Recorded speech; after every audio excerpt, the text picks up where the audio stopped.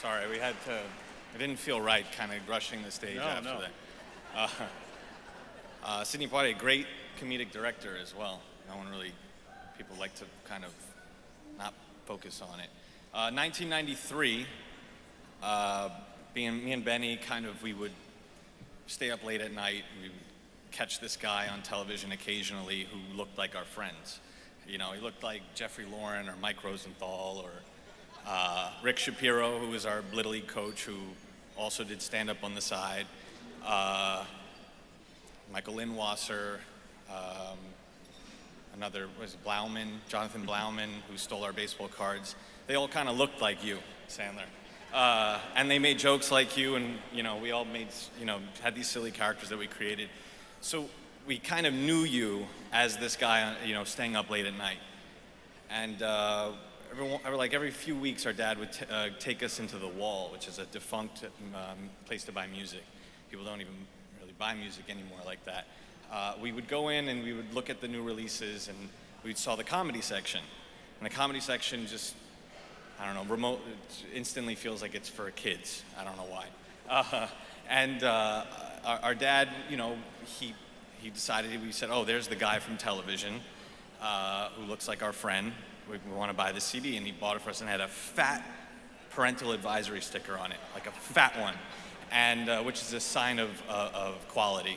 For me, it was a seal of, it meant you were getting your money's worth.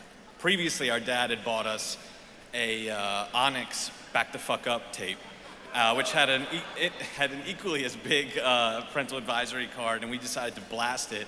And he came in with the first track, Back the Fuck Up, which is just Back the Fuck Up like 65 times in a row. And he came in, and he just broke the tape in half, and he was upset that he bought us that tape, even though he was into it at first. So we decided that when we had They're All Gonna Laugh at You, which is your first comedy record, filled with lots of classics, we were gonna listen to it on a low volume, late at night, with the door closed, and we did. And we learned a lot about drugs and sex, and I was 9 and Benny was 7. We learned how to have sex at a medium pace, and then you know, we learned how, you know, yeah. we learned a lot, but more importantly, we fell in love with a lot of the characters that you created, the surreal characters that you just made real. You made real, and you filled them with love, and just speaking to the characters. I'm still talking. But just speaking to the characters, you know, I thought really long and hard about this speech, and how am I going to talk about a man who could go toe to toe with Daniel Day-Lewis and Jerry Lewis, you know? And a teacher of mine once said that the way to talk about somebody who spans such history is to look to history. So you can look to something like the Industrial Revolution, you know, and you can look at somebody like Sandler and say, let's take a look at this history here. You know, you have somebody like Frank Capra, you know, Mr. Smith Goes to Washington. He embodies the spirit of people like that. You know, the Americans, he's Americans. His movies are happy, they're sad, they're funny, they're angry, and they're beautiful, and they're ensembles, you know, and he's so talented. And just look, if you have just this run right here, from 95 to 99, this man made 6 movies: Billy Madison, Happy Gilmore, Bulletproof, Wedding Singer, Waterboy, Big Daddy. That's industrious. That's industrious, okay? And you have then, after that, Big Daddy and Punch Drunk Love. That's a revolution. So you could say, and I'm saying it today, that Adam Sandler is the industrial revolution of actors. Thank you. What you just said is one of the most insanely idiotic things I've ever heard. At no point during your incoherent rambling did you come anywhere close to what could be considered a rational thought. Everyone in this room is now dumber for having listened to that. I award you no points, and may God have mercy on your soul. A simple thank you, Benny, would have been nice, but. No, Sandler, I know that you don't do it for these awards. You never did, and that's what was beautiful. You do it. No one say you do it for money, but you do it because I know that if you didn't, you would die. I know that deeply about you. I know that you're one of the hardest working people I've ever met, and you pour so much humanity into every single moment, and that's why, spoiler, if anyone hasn't seen the film that we made with Sandler, that's why I cried every single day on set knowing that you get shot in the face at the end of it. So it really did. It pained me on a deep level. So We were told we have to throw it to the clip. So Sandler, we love you. ladies and gentlemen, Adam Sandler.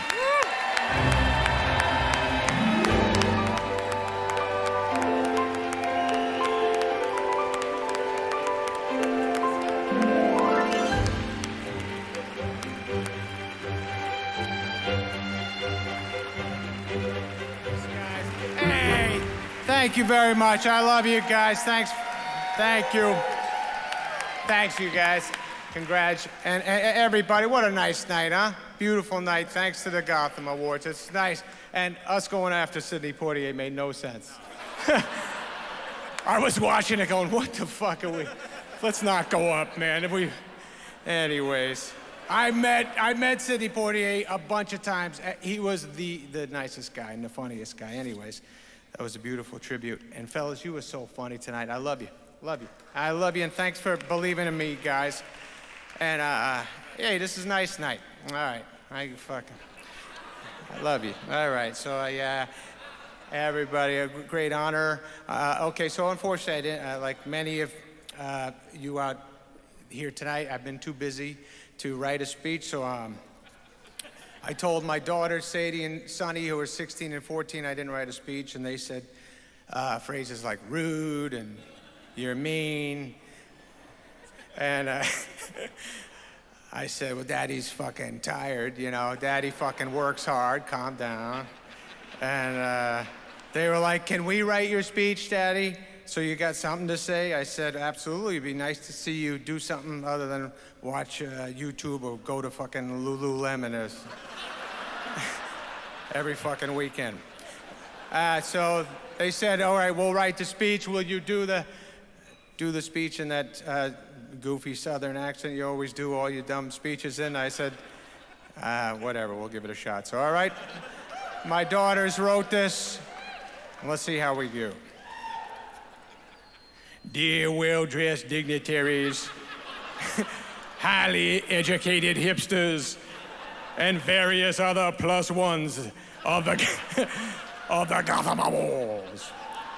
Thank you for giving our daddy, Mr. Adam Sandler, this prestigious lifetime, all-time, primetime GOAT Achievement Tribute Award, or whatever this frankly disturbing object is supposed to fucking represent.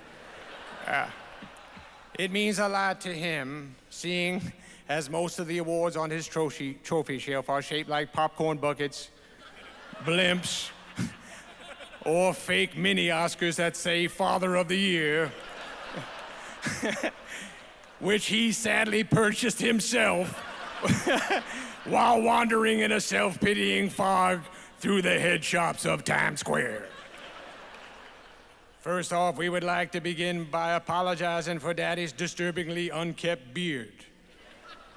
He is under the illusion it hides the hamburger grease-covered flesh waves of his triple chin. But to us, it just makes his head look like someone threw black and gray cornflakes on a fucking beanbag. We also wish we could be at tonight's award show with all of you sophisticated people, but Daddy said, and we quote, I don't want to spend a whole night that's supposed to be about me and my greatness listening to you two newly pubertized buffoons screaming, where is Timothy Chalamet? And how can we legally squeeze that fine little Jewish ass of his? But Gotham Awards, don't feel bad for us Sandler girls. Just know while Daddy is with you tonight, we're doing everything we're not allowed to do when Daddy's home. Like eat his yodels, or try on his Spanx. Or dare we say, laugh out loud at Ben Stiller movies.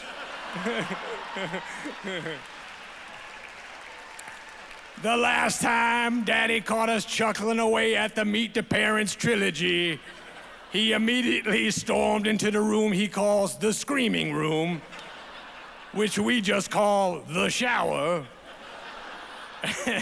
and bellowed out the phrase, "Only the Sandman makes people laugh. Fuck every other comedian." Daddy's Sandler film career began in 1988, formed by two guiding principles. People in prison need movies too, and TBS needs content to show between all them fucking basketball games. He went on to make the comedic classics Billy Madison, thank you, Happy Gilmore, The Wedding Singer, The Water Boy, Big Daddy. Which one is Big Daddy again? We asked him one time. The movie with the little cutie who grows up to be Colin Dylan Sprouse? Daddy responded, "I guess you could remember it as such. Or you could remember it as the movie that paid for this fucking house. And your grandma's house. And your other fucking grandma's house. Rob Schneider's fucking house. And your braces. And Rob Schneider's fucking braces."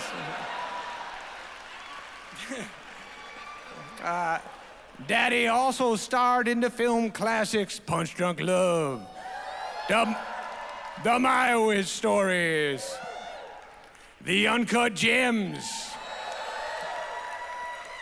and the basketball dramedy masterpiece Hustle. Films that were not only received with orgasmic critical acclaim, but also left audiences baffled as they pondered the mystery. How did Bobby Boucher get all up in my feelings and make me laugh, cry, and sprint directly to church to ask God why he had blessed one man with more talent than the entire cast of the Poseidon Adventure and Mamma Mia combined? Many intellectuals have stated that Daddy did these so-called artsy-fartsy movies to push himself as an actor and human being in attempts to do some heavy-duty, much-needed soul-searching. But we, his children, know he did it for a much more tangible reason, to one day be invited to the Gotham Awards, where he can longingly gaze at least 10 different tables filled with cool, talented, badass artists and say, just how many fucking movies did A24 produce this year? Share the goddamn wealth.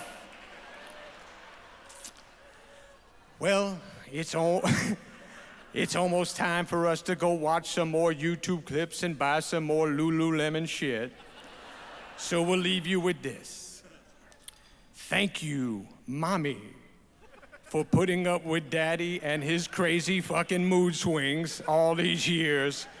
Now that truly is a feat deserving of a Lifetime Achievement Award. Love you, Mama. No, thank you guys, thank you. I appreciate everything to the Gotham Awards. This means a lot. I'll flip it over. I had a great career. I had a great time making all these movies. I thank everybody who worked hard on them. Safdie boys are fucking incredible, guys, and I can't thank them enough. I love you, boys. And that's it. I love you to my wife and love you to all of you guys. Thank you.